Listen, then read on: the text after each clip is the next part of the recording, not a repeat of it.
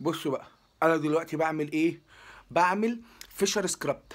فيشر سكرابت في البيت، جايباه، بعملاه في البيت، مش جايباه من بره.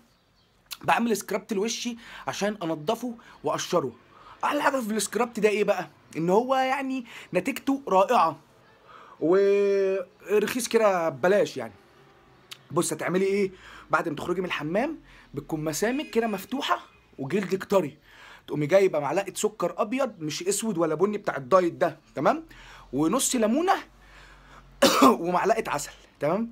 ليه بقى ليه معلقه عسل؟ لان لو سكر وليمون بس يعني هيبقى ما ينفعش مع بعض، عشان ده مش بتاع الوش سكر وليمون ده، تمام.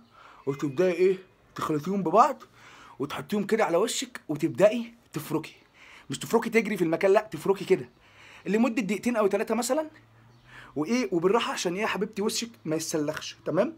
وتقومي عامله ايه بقى بعد ما تخلصي فرك؟